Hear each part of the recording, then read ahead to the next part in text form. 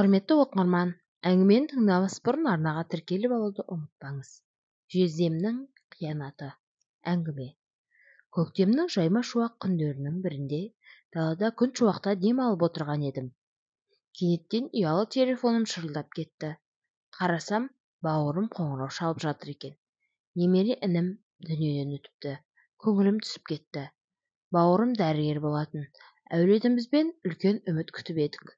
Алланың бұйрығына қарсы тұра алмаймыз ғой. Артында жары мен 4 қызы қалды. Көңілім түсіп, көз жасыма ерік бердім.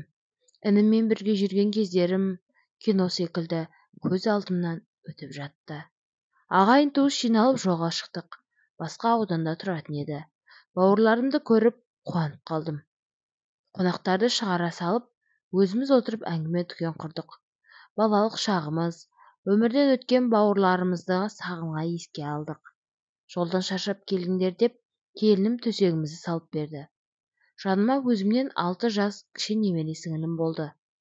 Өзі ашық мінезді, өңі сары келген, жасы 40-тан асқан әдемі келіншек.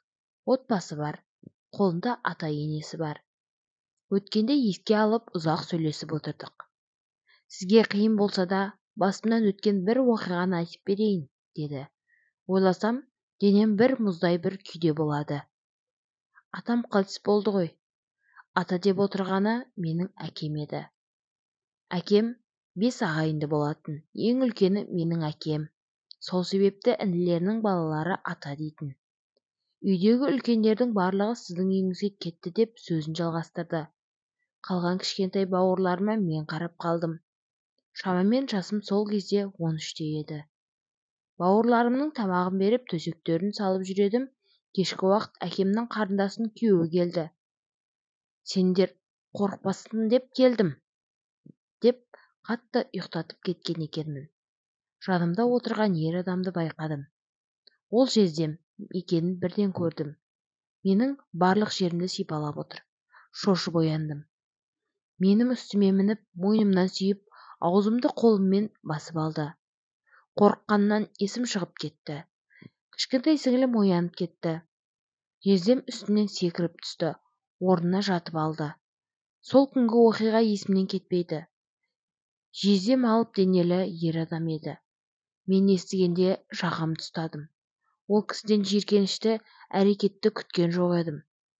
Сыйлайтын ер азаматтарымның бірі еді. Адамның аласы деген осы ғой. Егер сіңілім оянып кетпегенде не болар еді деп күрсініп алды. Сол кезде психолог қайда? Сіңілімнің жағдайы жүрегімді ауыртып жіберді. Жездемнің балалары осы сіңіліммен қатарлас еді. Өз баласындай қыз баланы қалайша деп түңіліп кеттім. Жездемнің өмірден өткеніне де жылдар болған. Аллаға шүкір бақыттымын. Ұнатқан жігітіме тұрмысқа шықтым. 3 қыз, 1 ұл тәрбиелеп отырмын. Әңгімесін қорытындылай келе, қыз баланы жалғыз қалдыруға болмайтынын айтып, көзіне жас алды.